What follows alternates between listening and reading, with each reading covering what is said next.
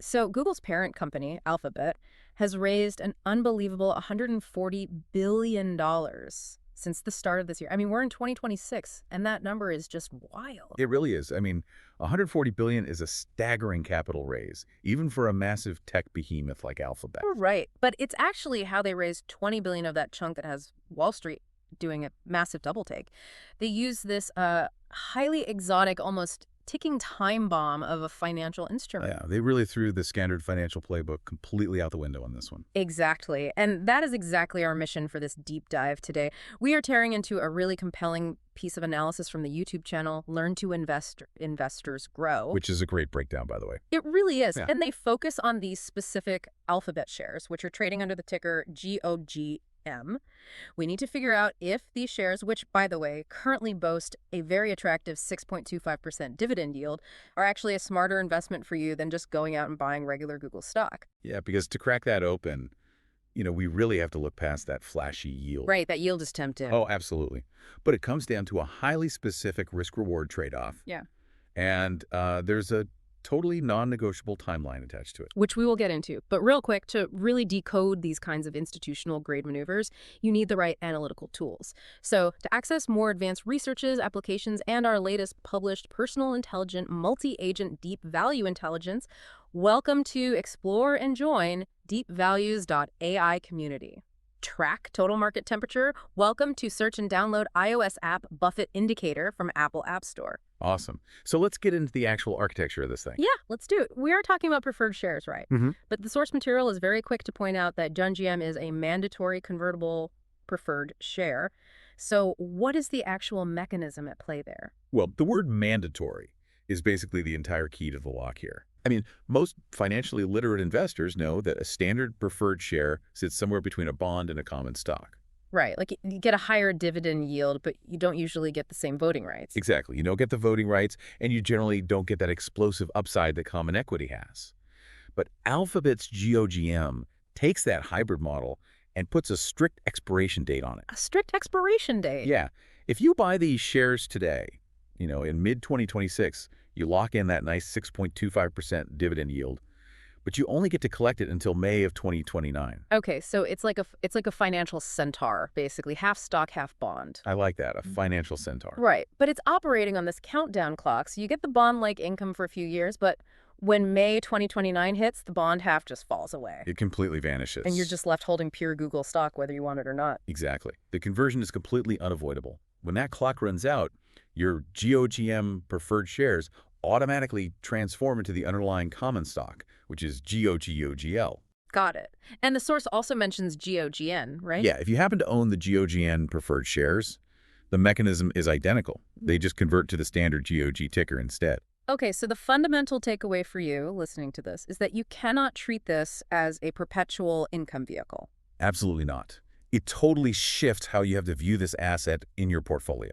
Because, I mean, if I'm looking for a safe decade-long dividend play, like, say, my entire goal is to generate cash flow and actively avoid the volatility of the tech sector, this actually seems like a trap. It is a trap in that specific scenario. Right, because I might think I'm buying a 6.25% yield, but in 3 years, bam, I'm suddenly holding massive exposure to Silicon Valley equity.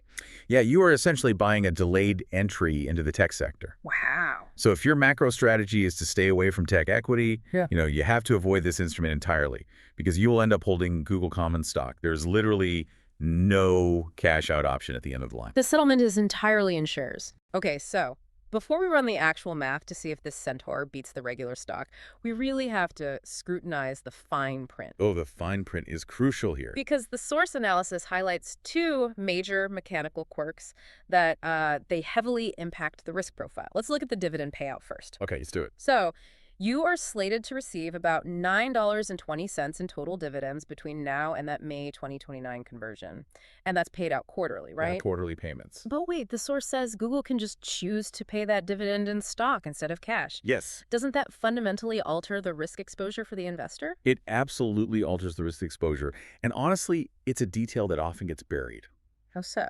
Well, in a traditional corporate debt structure, when the company owes you interest, they wire you cash. Simple. But the prospectus for these GOGM shares gives Alphabet the contractual authority to fulfill that 6.25% yield by simply issuing you more shares of Google common stock Instead of paying cash? instead of paying cash. Okay, so if I'm relying on that 6.25% to generate tangible income, maybe to fund other investments, or I just need the cash flow, and Alphabet hands me more tech equity right in the middle of, say, a massive broader market sell-off. Your exposure to a falling knife just snowballed. Exactly. I lose my cash flow buffer just when I might need it the most. You do. Now, our source assumes, for their mathematical models, that the dividend is paid in cash. Which makes sense, I guess. Yeah, it's the most likely scenario given Alphabet's massive cash reserves. They aren't exactly hurting for cash. Right. However, the contractual right remains. Mm-hmm. Alphabet holds the leverage there. So if macroeconomic conditions deteriorate rapidly and they suddenly want to preserve their cash, they can instantly turn your income stream into an equity stream. That is wild. You really have to be comfortable absorbing that specific risk, You do. You can't just ignore it. which leads right into the second piece of fine print. And this one dictates how the final conversion is calculated. The VWAP. Yeah. You would assume that in May 2029, they just check the stock price on the day of the deadline and run the conversion math, right? But they don't use a spot price. No, they don't. They use the VWAP, volume-weighted average price. Okay, explain that for us. Sure. So instead of looking at the closing bell on, one arbitrary Friday in May 2029, Alphabet calculates the conversion based on the average price of the stock over the 20 trading days leading up to the deadline. The 20 days prior. Exactly. And they weight that average by the trading volume on each of those individual days. Okay, but why introduce that level of complexity? I mean, if the deadline is May 15th, why not just use the price on May 15th? Keep it simple. Because relying on a single-day spot price exposes a multi-billion-dollar financial conversion to extreme vulnerability. Vulnerability to what, exactly? Well, a single trading day can be violently irrational. Right. I mean, we've all seen algorithmic flash crashes where a stock plummets 15% for 20 minutes just because of a technical glitch. Oh, right. Yeah, that happens more often than people think. Or consider macroeconomic shocks. Oh. Like, what if there's a sudden interest rate announcement or a geopolitical event that temporarily tanks the broader indices on that exact day? That would be brutal. It would. If your multi-year investment were on their end, Alphabet's multi-billion-dollar liability hinged entirely on the market mood on one specific Tuesday, it would just be an unacceptable level of arbitrary risk. That makes a lot of sense. And it also prevents market manipulation. Oh, absolutely. Because if I'm an institutional whale and I know a massive conversion is happening on Friday at 4 p.m., I might be heavily incentivized to aggressively short the stock that afternoon, right? Yeah. Just to drive the price down and secure a more favorable conversion ratio for myself. Spot on. And the 20-day VWAP makes that kind of manipulation prohibitively expensive and practically impossible. Because you'd have to manipulate the stock for almost a full month. Exactly. It smooths out the daily volatility and filters out the noise. Mm. And by weighting it by volume, it ensures that low-volume trading anomalies don't heavily skew that final price. Okay, so it provides a much truer, stabilized representation of what the broader market actually believes Alphabet is worth at that time. Precisely. It's much fairer for everyone involved. Okay, so let's put this conversion to the test. We understand the centaur concept, we get the payout risks, and we understand the VWAP. Now we need to look at the actual numbers to see when this instrument makes sense. Let's run the scenarios. So currently, regular Google stock, that's GOGL, is trading around $360 a share. And the preferred share, GOGM, is sitting at roughly $50.58. Right. Let's stress test this against a few market extremes from the source material to see which strategy actually wins out by May 2029. Well, the critical metric for you here as the investor is total return. Total return, not just the stock price. Exactly. We have to combine the final stock price with all the dividends collected along the way. And regular Google stock does pay a tiny dividend. It does. It's currently about 22 cents a quarter, which the source models as just staying flat for the sake of the math. Barely a blip, really. Right. But meanwhile, the preferred share is churning out that heavy $9.20 total dividend over the same time frame. Okay, let's look at scenario one, a sideways, slightly bullish market. So Google is trading around 360 today. Say we get to May 2029, the whole AI hype has cooled into just a steady business, and the stock has drifted up to $400 a share. In a moderate growth environment like that, the preferred shares are the clear winner. Really? How so?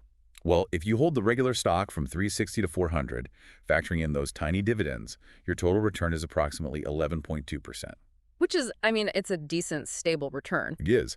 But if you hold the preferred shares, you capture that capital appreciation up to 400. Plus, you have been aggressively compounding that 6.25% yield. The yield juices it. Exactly. Your total return jumps to roughly 17%. The dividend acts as a powerful engine, juicing your overall return in a sluggish market. Okay, I like that. But what if the market turns against us? This is scenario 2. What if we hit a severe tech recession or regulatory crackdowns hit Alphabet hard and the regular stock tanks from 360 down to 300 by the conversion date? This is where the defensive architecture of the preferred share really proves its worth. The safety net. Exactly. The regular stock investor is absorbing a painful blow here. Even with their tiny dividend, their total return is down about 16%. Ouch. That's a meaningful destruction of capital. It is. But the preferred investor, Yeah, how are they doing? the preferred shareholder, is remarkably insulated. Because they've been collecting that hefty dividend for 3 years, that accumulated value acts as a heavy buffer against the underlying equity decline. Oh, wow. So the cash they already pocketed offsets the drop in the stock price. Precisely. In a scenario where the stock drops $60 to 300, the preferred shareholder's total return is essentially flat, perhaps even slightly positive. That's incredible. The guaranteed yield completely erased the sting of the capital depreciation. It really did. Okay, so the preferred share is a safety net. It protects you on the downside and juices your returns in a flat market. But, safety nets usually cost you something, right? There is no free lunch in finance. Never. So let's look at scenario 3, a breakout scenario. Alphabet's AI investments pay off massively, and the regular stock surges from $360 to $500 a share. Okay, this is where we have to discuss the actual mechanism of how a mandatory convertible caps your upside. The catch. The catch. It all comes down to the conversion ratio. When the stock price goes up significantly, the formula dictates that you receive fewer shares of GOGL for every preferred share you own. Wait, really? The ratio actually slides against you? Yes, it actively slides against you. Alphabet designs it this way to protect themselves from unlimited equity dilution. So I don't just get a one-to-one swap at the end. The higher the stock goes, the smaller my slice of the pie becomes at conversion. Mathematically, yes. Yeah. So because of that sliding ratio, if the stock hits $500, the regular stock investor is celebrating a massive 39% total return. Huge win for them. Huge win. But the preferred investor, they see their total return capped at about 29.5%. Okay, I mean, you still made nearly 30%, which is fantastic. It is, but you are forced to watch the regular equity holders run away with an extra 10% of pure profit. Right, and if we take it to the absolute extreme scenario 4, a parabolic, massive rally where Google just takes over the entire AI ecosystem and the stock rockets to $800 a share. The gap just widens dramatically there. The regular stock investor is up an astonishing 121%. They more than doubled their money. Exactly. Now, the preferred shares perform incredibly well, pulling in a 96% return. But the opportunity cost is immense. It is. You left 25% of potential growth on the table because the conversion formula basically throttled your leverage to the stock's parabolic rise. Man, okay. We've run the stress tests, we see how the sliding scale caps the upside, and we see how the dividend protects the downside. So how should you, listening to this, actually deploy this information based on your current view of the market? Well, it requires a very honest assessment of your personal conviction regarding Alphabet's valuation today. Okay, so looking at the source material, what do they think? The source analysis points out that based on their fair value models, Alphabet stock looks somewhat overvalued at current levels. Overvalued right now. Right. So if you agree with that thesis, if you want long-term exposure to Alphabet because, let's face it, they are an undeniable monopoly, but you are deeply concerned that a correction is imminent in the next 12 to 24 months, the preferred share is a highly strategic deployment of capital. It is essentially a way of getting paid to wait out the volatility. Exactly. You secure your position, but you wrap it in armor. If the stock corrects down to 300, you are entirely protected. You collect your yield while the market figures out the actual valuation, and by 2029, you seamlessly transition into a regular common shareholder right as the dust has theoretically settled. It is the ultimate defensive play for a cautious bull. But what if you're an aggressive bull? Well, if your macro view is that Alphabet is fundamentally undervalued today and that their AI infrastructure is going to trigger a legendary run to $800, buying the preferred share is highly counterproductive. You'd just be capping yourself for no reason. Right. If you have extreme bullish conviction, you must buy the common stock and just accept the short-term volatility in exchange for uncapped upside. Which brings us to the ultimate macro question. Why on earth is Alphabet doing this? That is the big question. I mean, we established at the top of this deep dive that they raised almost $20 billion through this exotic, complicated instrument. Why not just issue regular stock and take the dilution now? Or issue standard corporate bonds and pay regular interest? Why engineer this financial centaur in the first place? The answer reveals the fundamental shift occurring in the global technological landscape right now. Alphabet didn't raise $20 billion just to pad their balance sheet. No. No. The source highlights that this massive debt was taken on specifically to finance the build-out of their artificial intelligence infrastructure. AI, of course. Yeah. We are witnessing a transition from a capital-light era of software development into a brutally capital-intensive era of AI hardware. It's not just about writing code in a garage anymore. It's about physical infrastructure. Exactly.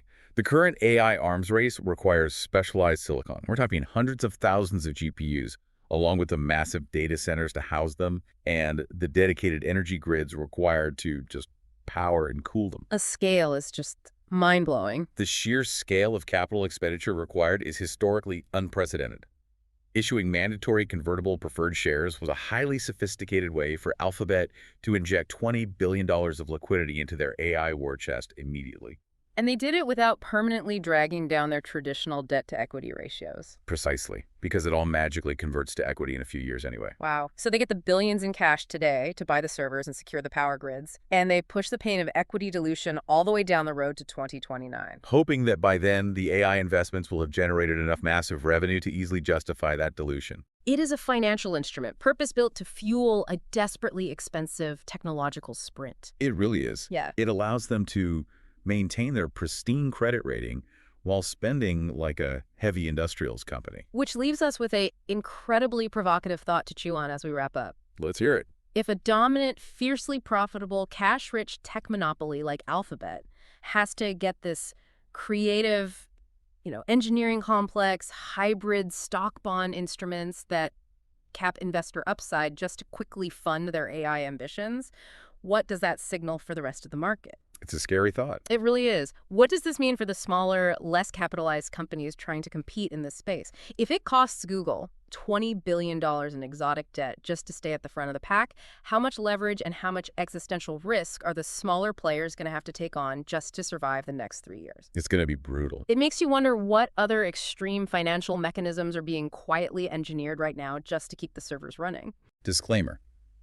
All analysis is based on publicly available sources and may be subject to revisions or differing interpretations. All contents from this channel is for research and entertainment purposes only and does not constitute any investment or financial advice. Conduct your own due diligence before making investment financial decisions. Don't forget to like this video. Much appreciated. Thank you so much for joining us on this deep dive. The markets are always evolving, and there is always another layer to uncover when you look past the headlines. Keep questioning the consensus, keep exploring the mechanics, and we will see you next time.